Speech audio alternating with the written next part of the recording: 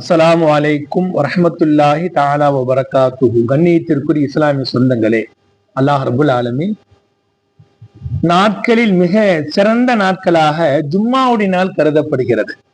ஷரியத்தை பொறுத்தவரை நல்ல நாள் கெட்ட நாள் கிடையாது. இருந்தாலும் கூட சிறப்புக்குரிய நாள் என்று பார்க்கின்ற பொழுது அல்லாஹ் ரப்புல் ஆலமீன் ஜும்மாவுடைய நாளை ஒரு சிறந்த நாளாக அல்லாஹ் உருவாக்கி கொடுத்திருக்கிறார். இப்ப நபிகள் நாயகம் ஸல்லல்லாஹு அலைஹி வஸல்லம் கூறுகிறார்கள், ஜும்மாவுடைய நாளிலே ஒரு நேரம் இருக்கிறது. நேரத்திலே ஒரு மனிதன், ஒரு அடியான் அல்லாஹ்விடம் துவா கேட்டால், பிரார்த்தனை கேட்டால், தௌபா கேட்டால் உடனடியாக அதை மன்னிப்பான், அவருடைய ஹாஜத்தை நிறைவேற்றுவான் என்பதாக நபிகளார் கூறுகிறார்கள். எந்த நேரம்? அதுதான் அல்லாஹ் ரகசியமா வச்சிருக்கிறான். ஷேகுமார்கள், பெரியோர்கள் கூறுகின்றார்கள், அந்த ஜும்மாவிலே துவா ஏற்றுக்கொள்ளப்படும் நேரம் என்பது ஜும்மாவுடைய நாளுடைய ஒவ்வொரு பரலான தொழுகைக்கு பிறகு என்பதாக எழுதுகிறார்கள்.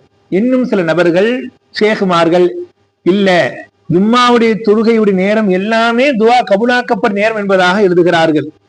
இன்னும் சில ஷேகுமார்கள் இப்படி கடைசியாக இப்படி எழுதுகிறார்கள், ஜும்மாவுடைய தினத்திலே இமாம் அவர்கள், ஹசரத் அவர்கள் குத்பாவுடைய பிரசங்கத்தை, குத்பாவுடைய அந்த பிரசங்கத்தை துவங்குவதற்காக மெம்பரில் ஏறியதற்கு பிறகு இரண்டு குத்பாவுக்கு மத்தியில் அமர்கிறார் அல்லவா, ரெண்டு குத்பாவுக்கு மத்தியில் அமருகின்ற அந்த நேரத்திலே, அந்த இடைப்பட்ட அந்த நேரத்தில் துஆக்கள் கபூலாக்கப்படுவதாக ஷேகுமார்கள் எழுதுகிறார்கள். அல்லாஹ் ரப்புல் ஆலமீன் ஜும்மாவுடைய நாளில் அதிகமான துஆக்கள் அல்லாஹ் கேட்கணும்.